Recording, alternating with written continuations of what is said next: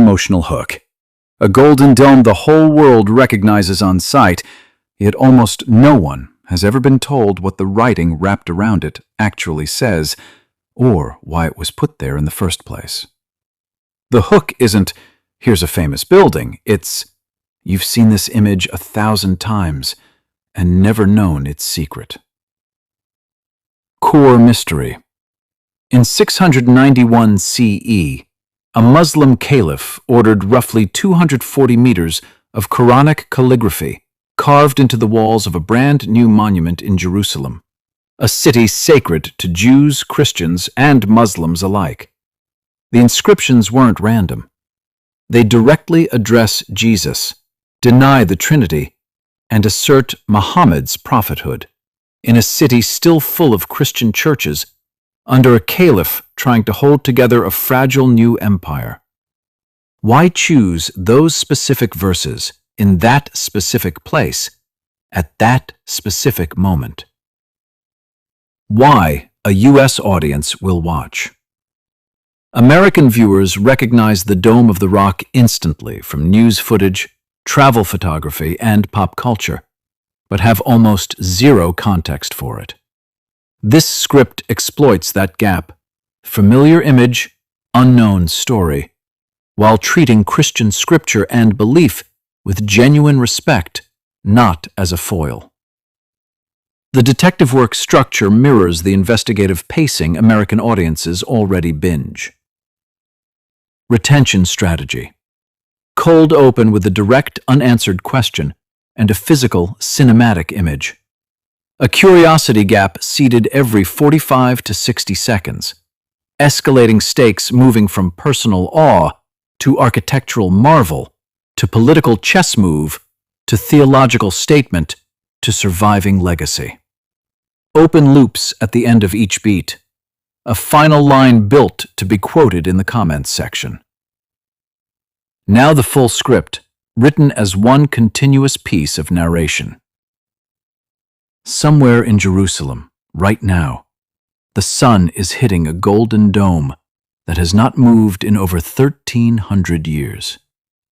And wrapped around it, just beneath that gold, is a ring of writing almost no visitor ever reads all the way through. 240 meters of sacred text, carved in gold on blue, circling the building like a sentence the whole world has seen, but never finished reading.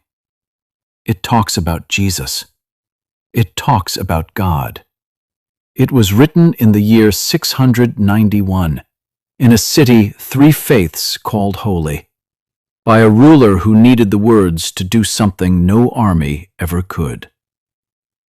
Stay with me, because by the end of this film, you will never look at a photo of Jerusalem's skyline the same way again. This isn't a story about a building.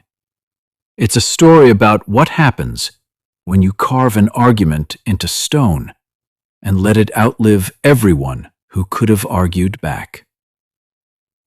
Most people who see the Dome of the Rock see it the way you might see the Eiffel Tower or the Taj Mahal, a postcard image, a symbol, gold catching light against a blue sky. It shows up in news broadcasts about the Middle East. It shows up in travel documentaries. It has become, whether people realize it or not, one of the most photographed religious structures on Earth. But almost no one watching those broadcasts is told what the building is actually saying, because that's the part that gets left out. This isn't just architecture. It's a message, deliberately written, deliberately placed, and aimed at a very specific audience nearly 14 centuries ago. And once you understand who that audience was, the entire building changes in front of your eyes. That's the mystery we're going to unpack. Not, what does the Dome of the Rock look like? You already know that. The real question is, why these words on this building, in this city, at this exact moment in history? To answer that, we have to go back to a Jerusalem that looked nothing like the one in modern photographs. By the late 7th century, Jerusalem had already been fought over, rebuilt, and reimagined for more than 1,000 years. It was sacred to Jews as the site of the ancient temple. It was sacred to Christians as the city of Christ's final days.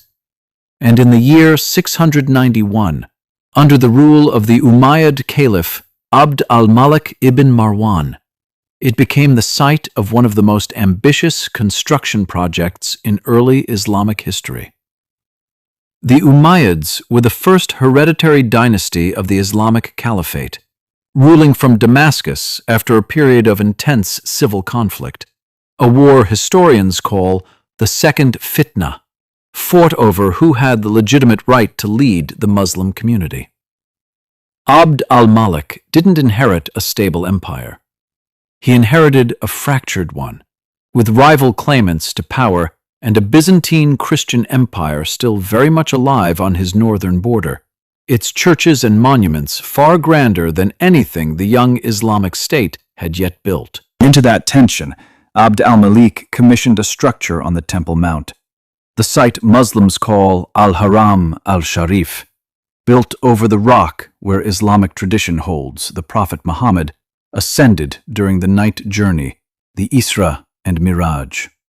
Historians generally date its completion to 691 or 692 CE, based on an inscription inside the building that records the year, though scholars have debated whether the caliph's name in that inscription was altered by a later ruler, Abbasid Caliph al-Mamun, who added his own name in the 9th century without changing the original date.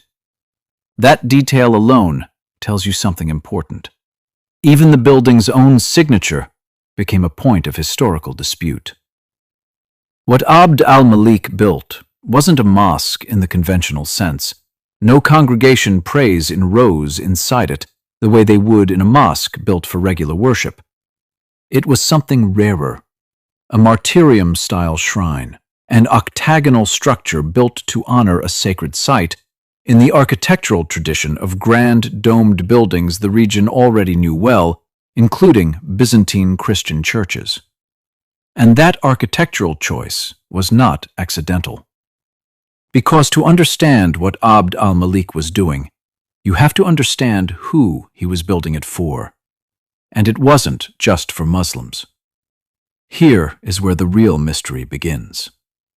If you walk around the interior arcade of the Dome of the Rock today, an option not available to most tourists since access to the interior is restricted, you would see something remarkable.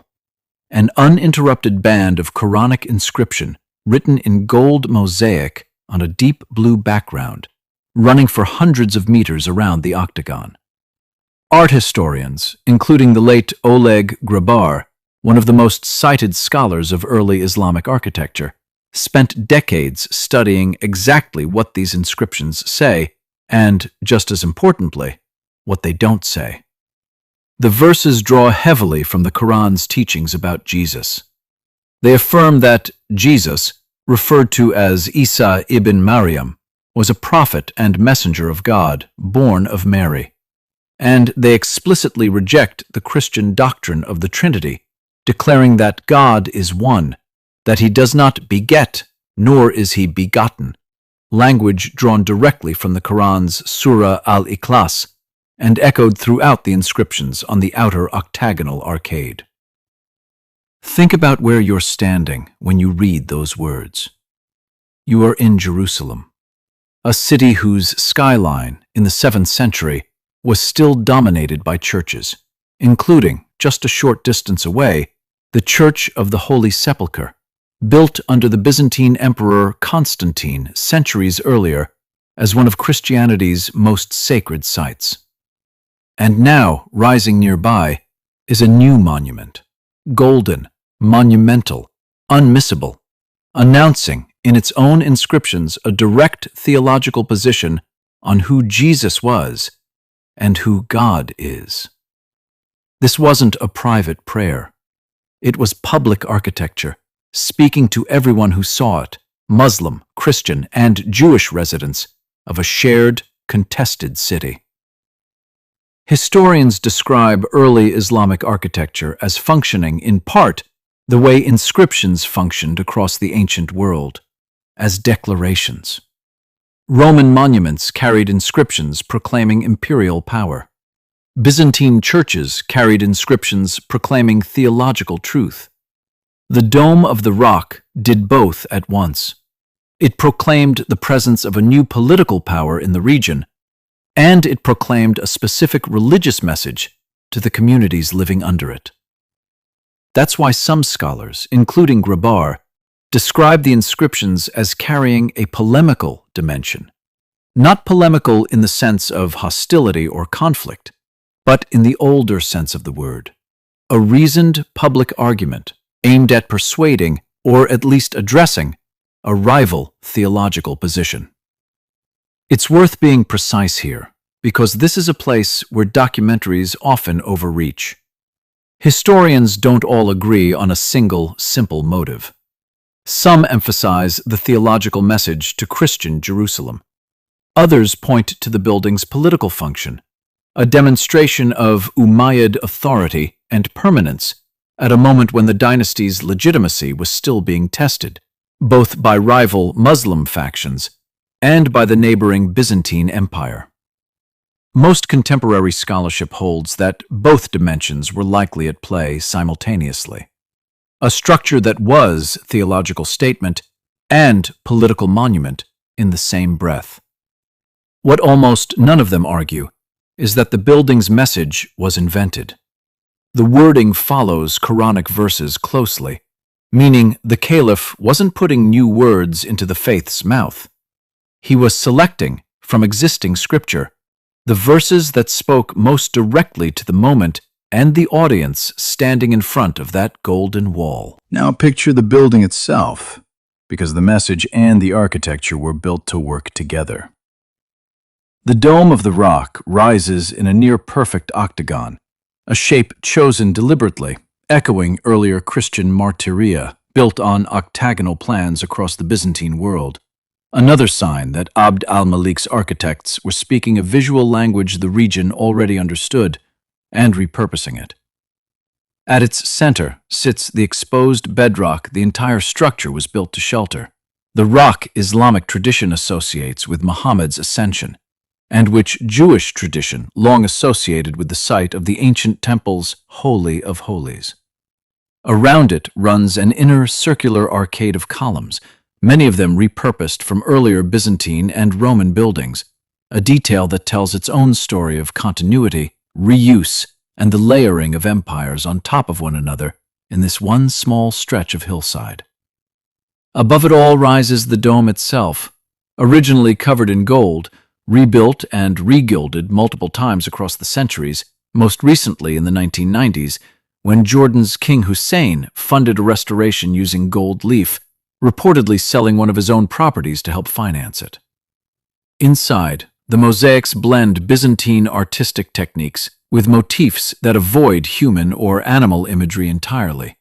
Vegetal patterns, vine scrolls, and depictions of jewels and crowns that some scholars interpret as symbolic trophies representing the empires the new Islamic State had overcome or now stood alongside. It is, by any measure, one of the most sophisticated surviving examples of early Islamic decorative art, a building where craftsmanship and message were never separate decisions. But here's the detail that turns this from an impressive building into something almost unbelievable. That inscription band, the one declaring Jesus a prophet, denying the Trinity, affirming the oneness of God, has survived, largely intact, for over 1,300 years. Through Crusader occupation in the 12th century, when the building was briefly converted to a church, through the Reconquest under Saladin in 1187, when it was restored to Islamic use, through Ottoman rule, through the British Mandate period, through modern conflict in Jerusalem that has touched nearly every other structure in the Old City. Stone can survive for centuries, but the stories carved into it are what keep civilizations alive. Restoration efforts across the centuries, Ottoman renovations in the 16th century that added the famous exterior tile work, 20th century structural repairs, and the 1990s regilding preserved the building's form. But the inscriptions themselves, the actual words chosen in the 7th century, remain the oldest surviving in situ monumental Quranic text anywhere in the world, older than any surviving Quran manuscript decoration used for architectural purposes on this scale, which makes the Dome of the Rock not just a religious monument, but one of the most important primary sources historians have for understanding how the Quran's text was being read, quoted, and publicly displayed within decades of the Prophet Muhammad's death. That's part of why, today, the building draws serious scholarly attention that goes far beyond religious tourism. Historians of Islamic art, epigraphers studying early Arabic script development, and scholars of Jerusalem's layered political history all return to the same golden walls because the inscriptions function as a time capsule, a fixed, dated snapshot of religious language, theological priorities, and political messaging from the first century of Islamic rule. And the questions the building raises haven't gone away. Why place a message about Jesus specifically here, in a city so central to Christian identity? Why choose an octagonal, church-like form for a monument to Islamic sovereignty? Why has this single structure, more than almost any other in Jerusalem, remained a flashpoint of meaning for 3 different faith traditions, each of whom sees something of profound importance in the ground beneath it? There are no simple answers. Historians continue to debate the balance between theological intention and political strategy, and honest scholarship holds both possibilities in view rather than picking one and discarding the other. What we do know is this. In the year 691, a caliph facing a fractured empire and a rival faith's grand cathedrals nearby chose not to conquer that religious landscape with force alone. He chose to answer it in gold, in stone, in scripture, built to outlast every person who would ever read it. 1,300 years later, millions of people still look up at that dome every single day. Most of them have no idea they're reading an argument. Because sometimes the greatest stories in history aren't hidden beneath the ground. They're written in plain sight, in gold, on blue, 30 feet above your head, waiting for someone to finally look up and ask why. If this is the first time you've truly understood what the Dome of the Rock is actually saying, you're not alone. And this is just one chapter in a much bigger story. Subscribe and join us as we uncover the hidden history written into the world's most sacred stones.